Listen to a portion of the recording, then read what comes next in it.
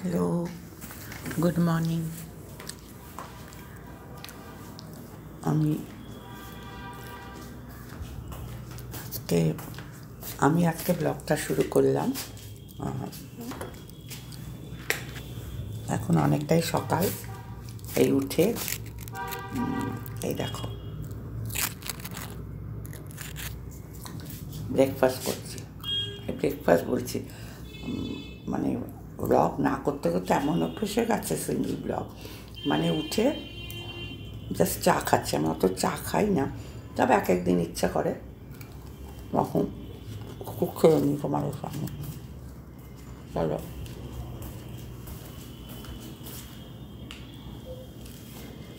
চা খেতে খেতে তোমাদের সাথে গল্প করি। কালকে রিপাবলিক ডে ছিল, আসতে পারিনি। বাড়িতে সংসারে কাজকর্ম থাকে, দেখেই বুঝতে পারছো। রান্নাঘর থেকে আমার ডেইলি ব্লগটা শুরু করছি।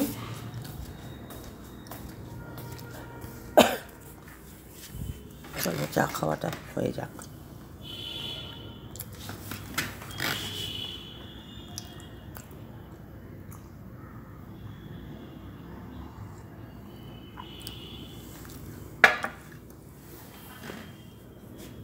আগে আমার মনে আছে, আমি এখানে বসে অনেক দাঁড়াও নিজস্ব কোনো কথাবার্তা সব তোমাদের সাথে শেয়ার করতাম। প্রায় অনেক দিন হয়ে গেল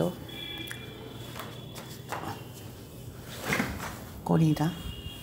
দেখতে পাচ্ছ কি ক্যামেরাটা? সো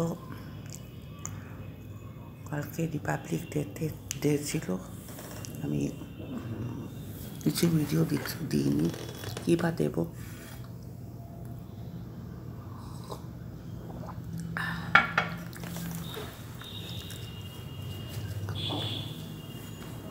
নো কন্টেন্ট, কিচ্ছুই নেই দেবার মতো, দিতে পারিনি। তাই দেখো সকালটা, এই যে পুরো বাড়িটা না, এখানে একটা পুলিশ কোয়ার্টার ছিল, পুরোটা ভেঙে দিয়েছে। দেখেছো? পুরোটা ভেঙে দিয়েছে। তাই এই সমস্ত ভিউটা দেখো, এই যে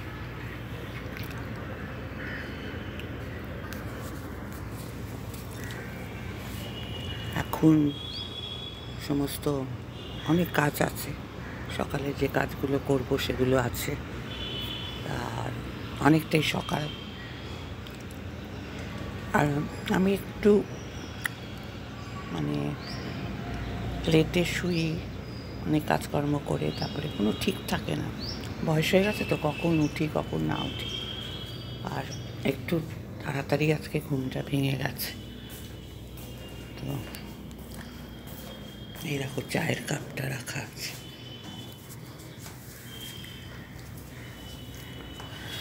চলো আবার একটু গল্প করতে করতে খাই তোমাদের সাথে।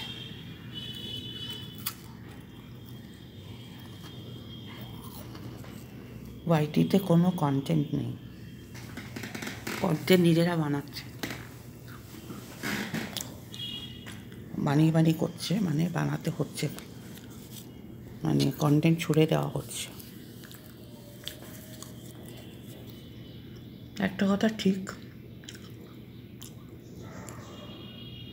ওয়াইটিতে গলায় গলায় প্রেম, গলায় গলায় বন্ধু, এটা অতি দুষ্কর ব্যাপার, থাকে না।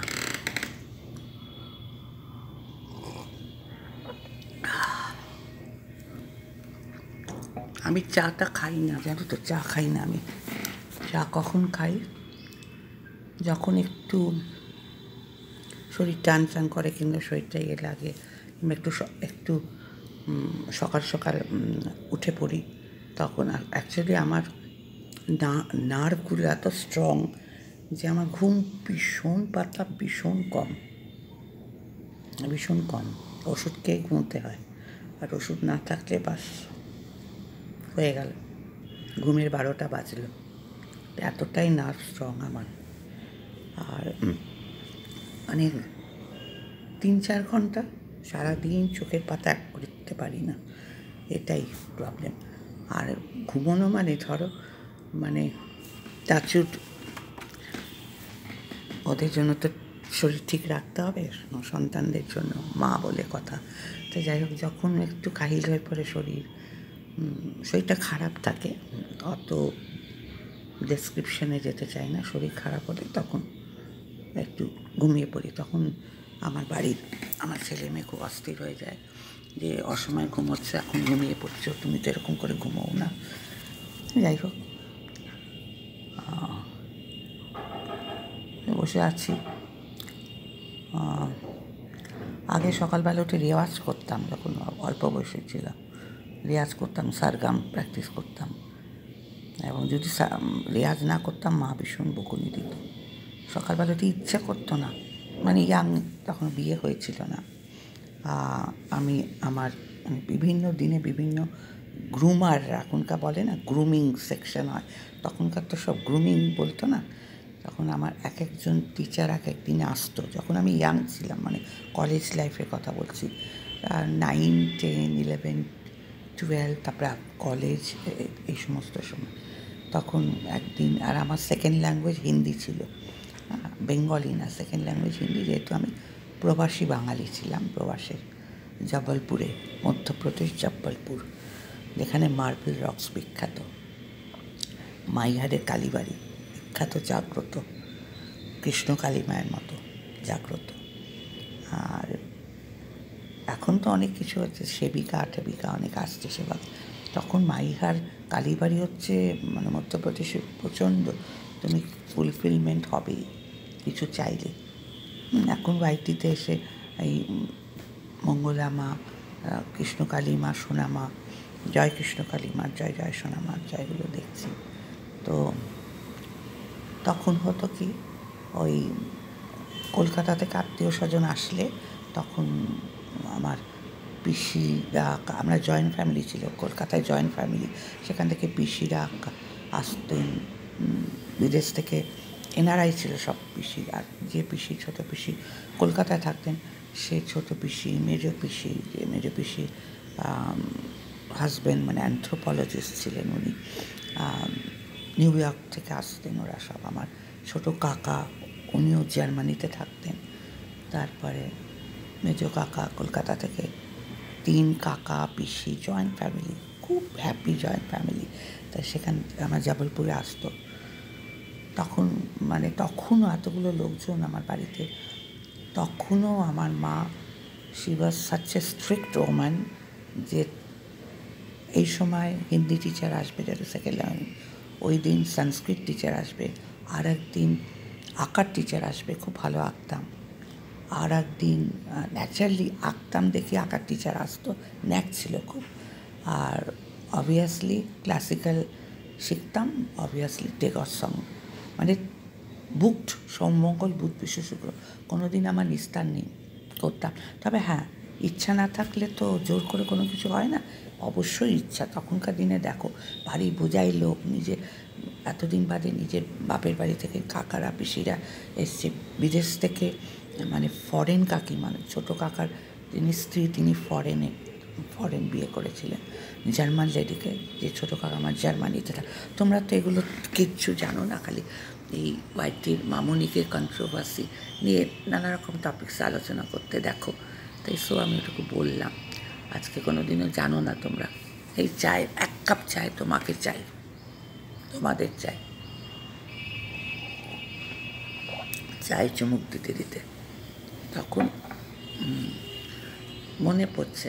আর এগুলো কখন হয় জানো তো, যখন খুব একলা বসে থাকি, মানে কেউ থাকে না, জাস্ট কেউ থাকে না, তখন নিজের মনের কথা মনে হয়, যে মা, বাবা, ভাই বোন নেই, যাই হোক, মা বাবা তো সবসময় মনে থাকে, মনে পড়ে তাদের কথা, কিন্তু স্পেসিফিক কিছু সময় খুব মনে পড়ে, যখন নিজের মনে থাকি একটু ভোরের দিকে বসে বসে, তখন। তারপরে তো মানে দুরন্ত এক্সপ্রেস ছোটে, কখন যে কীভাবে সময় চলে যায়। তারপরে বিশাখার সাথে আমার মানে সর্বস্ব সময় কাটে।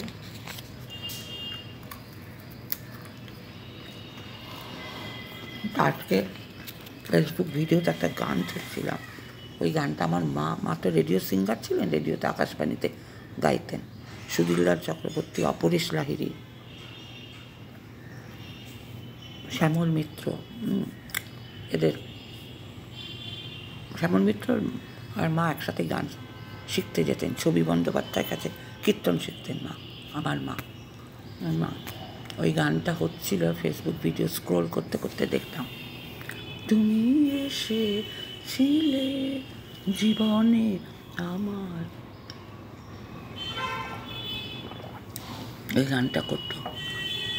এখন এই চা খেতে খেতে গলা ধরা নিয়ে আমি গাইতে পারবো না। জীবনে আমার পথের তুমি এসেছিলে, এই গানটা। তারপরে মরণে তবু কেন দাওনি, দিতেছ যে, কি যেন একটা গান, আমি তোমাদের মনে করে আরেকদিন শোনাবো। তো চলো, আজকের সকালটা এখানেই শেষ করলাম।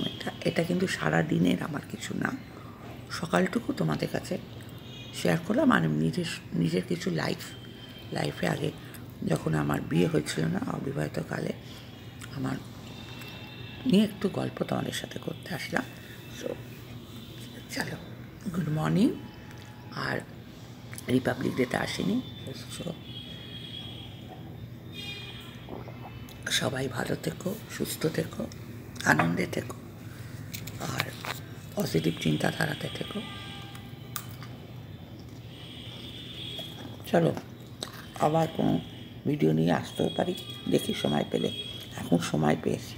আর বিশাখা মানে বোঝা যাচ্ছে তুমি তো আসোই না। কী আসবো বলো তো, কী কন্টেন্ট আছে আমার?